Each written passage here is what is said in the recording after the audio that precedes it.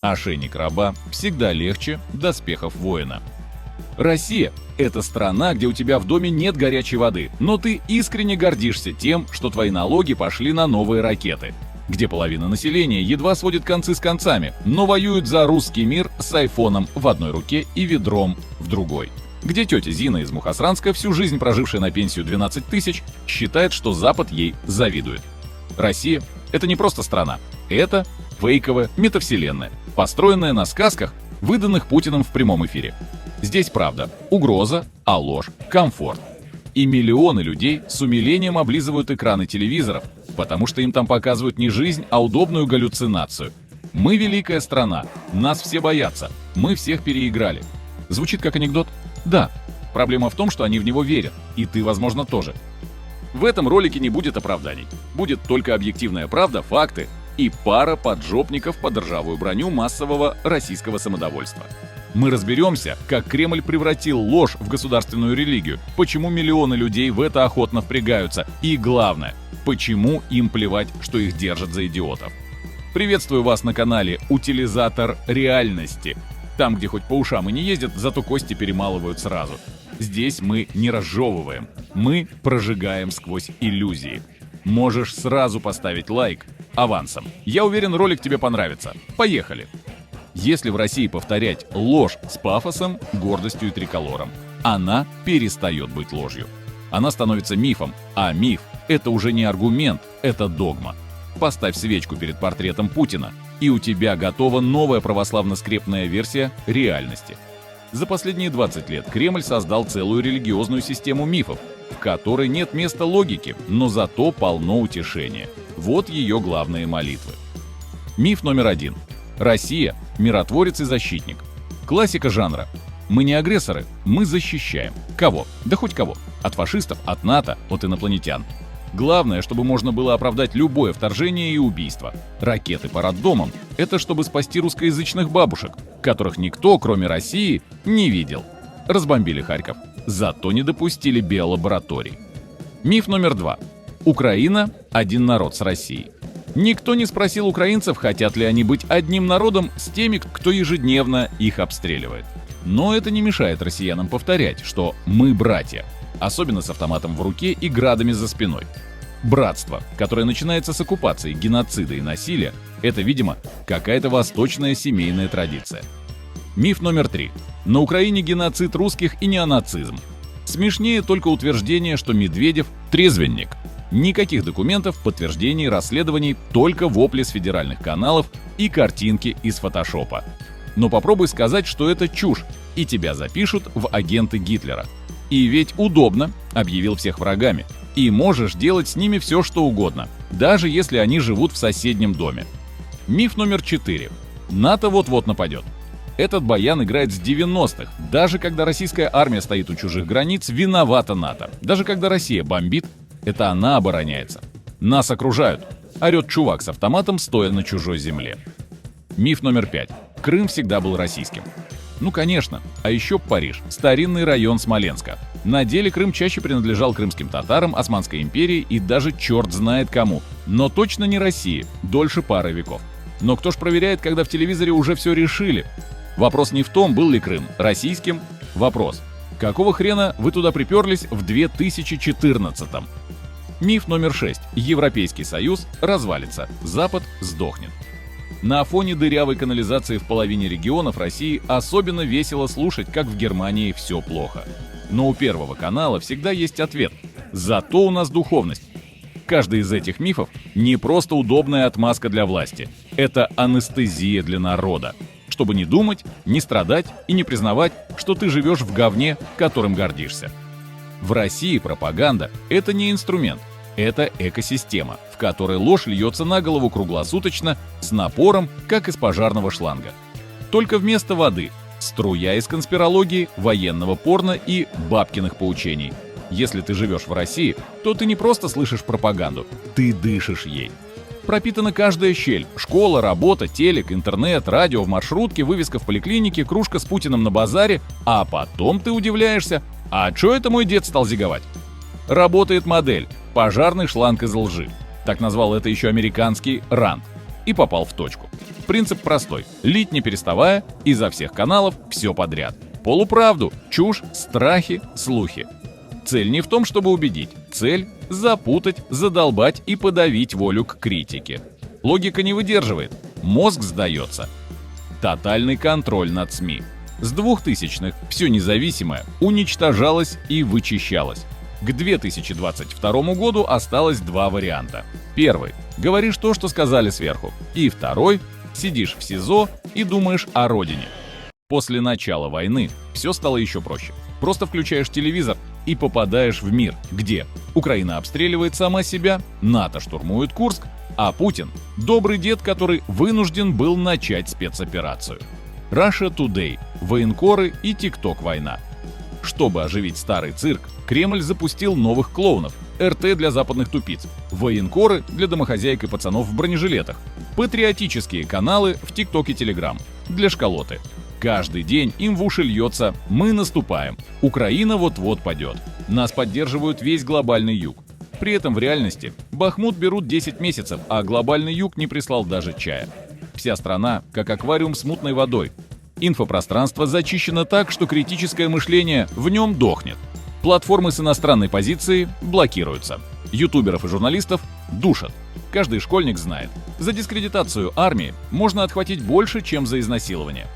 А теперь представь человека, у которого нет VPN, нет английского и есть кредит на микроволновку. Он сидит вечером и выбирает Соловьев или Киселев. Ну и все. Дальше. Дело техники. И какой результат у всего этого? Когда тебе каждый день объясняют, что ты прав, великий, окружен врагами и всегда побеждаешь, ты и сам начинаешь в это верить. Даже если на улице гробов больше, чем ворон. Пропаганда работает не в вакууме. Чтобы ложь впиталась, нужна благодатная почва. И у россиян она есть. Ее вспахивали веками, удобряли репрессиями, заливали водкой и выжигали страхом. В итоге вырос уникальный сорт человека, который не просто терпит абьюз, а рационализирует его и защищает того, кто его унижает. Для большинства россиян государство – это не инструмент, а отец. Жесткий, непредсказуемый, иногда пьяный и с кулаками. Такой себе батя с поехавшей кукухой. Но при этом наш, родной. Он может бить, может посадить, может отобрать, но ведь он же обеспечивает. Бьет – значит любит. Прекрасная формула семейных и государственных отношений. В России индивидуализм – это предательство. Если ты идешь против общего строя, ты не герой, ты выпендрежник. Лучше стоять в стаде, жевать траву и молчать, чем выделяться. Ты чё, самый умный? У нас так не принято. Вот и все объяснение. Россиянину с детства вдалбливают: весь мир нас ненавидит, нас всегда предают, мы в кольце врагов. С этой ментальной установкой человек перестает видеть реальность. Он в ней не живет, он от нее отбивается. Любая критика – это атака, любой вопрос – это подрыв боевого духа. Так проще. Так не нужно думать, что ты 30 лет терпел зря.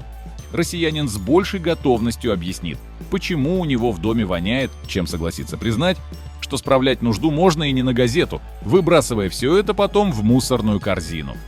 Проблема не в отсутствии комфорта. Проблема-то в том, что он даже не допускает, что может быть иначе. Свобода, выбор, право на мнение. Нет, спасибо. Лучше пусть за меня подумают. Тысячелетняя привычка не высовываться превращает целые поколения в глухонемых наблюдателей. Даже если все рушится, молчи. Даже если убили сына, молчи. Даже если уже не можешь жить, пиши доносы на соседа. И молчи. Все это делает пропаганду ненужной в классическом смысле. Ты не должен убеждать человека в бреде. Он сам в него убежит, если дашь ему повод. Россия – это страна, где когнитивный диссонанс стал национальной идеологией. Ты можешь понимать, что все вокруг пиздец, но продолжать говорить, наверное, не все так однозначно. Ты можешь терять родственника на войне и тут же выкладывать в ВК фотку с флагом Z. Ты можешь ненавидеть власть и одновременно повторять ее мантры. Потому что все, что мешает спать по ночам, нужно срочно оправдать. Например, типичный кейс. Сначала был против, а потом привык. То есть, сначала человек охуевает, но потом включает телевизор и все проходит. Я была против, но потом посмотрела Соловьева и поняла, может и не зря бомбим. Вот он, механизм приспособления. Если ты не можешь повлиять, ты подгоняешь мышление под реальность. нереальность под сомнение, а совесть под нарратив. Один из популярных нарративов. Весь мир так живет. Америка тоже воюет. Французы в Африке творили хуже. А у нас хоть духовность есть. Классический вотабаутизм – прием, когда ты не оправдываешь свои действия, а просто переводишь стрелки на других. Да, я убил. Но ведь все кого-то убивают. Еще один нарратив – ничего не докажешь. Один из любимых аргументов. А ты откуда знаешь, что это правда? Ты лично был в Буче? Видел? Не. Ну вот и не пизди. Когда факты неудобны, россиянин требует личных доказательств, как будто только свидетели могут иметь мнение. А вот мультики Министерства обороны России – это святое. Их, сука, лично Путин рисовал. Нарратив. Мне больно, но я горжусь.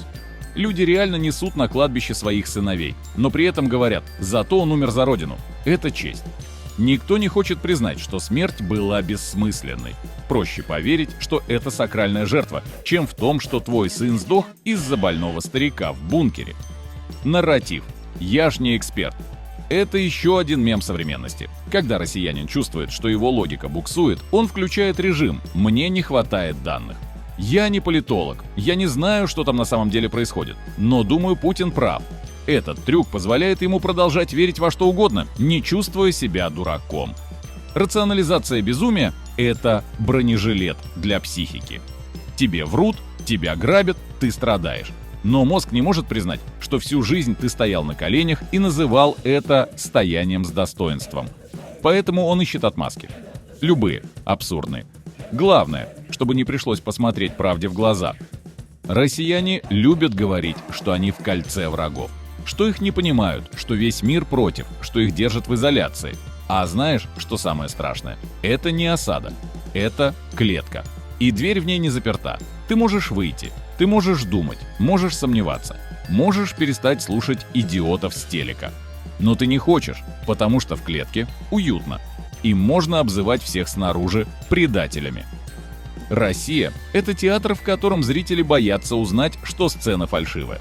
Ты смотришь на всю эту постановку. Гнилая вертикаль, лживые мифы, клоуны с трибун, победы в нищете. И продолжаешь аплодировать.